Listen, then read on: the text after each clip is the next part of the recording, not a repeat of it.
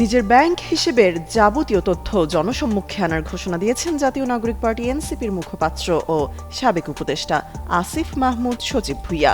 আর্থিক গোয়েন্দা সংস্থা Bangladesh financial intelligence unit BFIU কর্তৃক ব্যাংক হিসেব চাওয়ার প্রেক্ষিতেই স্টেটমেন্ট প্রকাশের কথা জানান তিনি। স্বচ্ছতা বজায় রাখতে বুধবার নিজেই তার ব্যাংক স্টেটমেন্ট জনসম্মুখে প্রকাশ করবেন বলে জানিয়েছেন আসিফ মাহমুদ। মঙ্গলবার রাত 12টার দিকে নিজের ভেরিফাইড ফেসবুক পেজে এক পোস্টে তিনি এই সিদ্ধান্তের কথা জানান। আসিফ মাহমুদ বলেন, অন্তর্বর্তীকালীন সরকারের উপদেষ্টার পদ ছাড়ার আগেই নিয়ম অনুযায়ী নিজের আয় ও সম্পদের হিসাব মন্ত্রিপরিষদ বিভাগে জমা দিয়ে এসেছেন।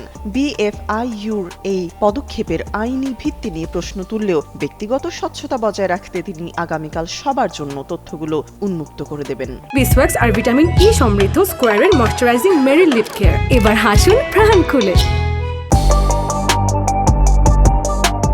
এর আগে গত সোমবার একটি নির্দিষ্ট অভিযোগের ভিত্তিতে দেশের সব বাণিজ্যিক ব্যাংককে চিঠি পাঠিয়ে আসিফ মাহমুদ সহ সাবেক 5 উপদেষ্টার লেনদেনের বিস্তারিত তথ্য চায় BFIU। আগামী 3 কার্যদিবসের মধ্যে সংশ্লিষ্ট ব্যাংকগুলোকে এই সংক্রান্ত নথিপত্র জমা দেওয়ার নির্দেশ প্রদান করা হয়েছে।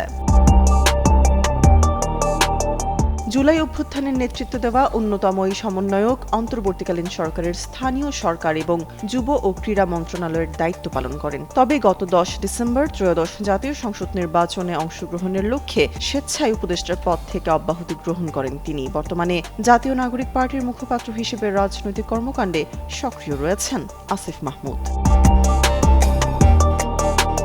তামান্না তাবাসসুম শ্রেয়া, যুগান্তর নিউজ।